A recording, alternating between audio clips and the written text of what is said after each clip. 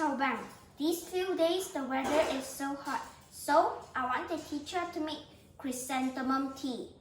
We need to prepare chrysanthemum, red dates, goji, liquorice, and honeysuckle. We put the simmering basket into the Thermomix bowl and pour in water.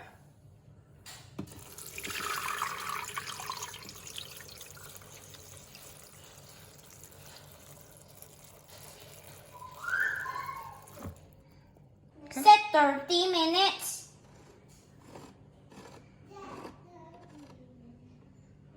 (100°C) and speed 2. Last 10 minutes, add in brown sugar.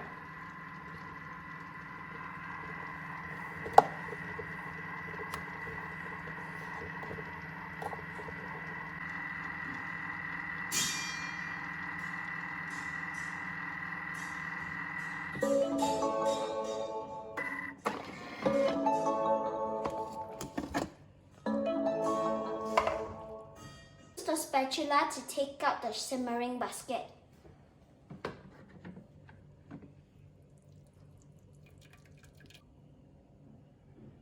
Wow, this is a jar of chrysanthemum tea.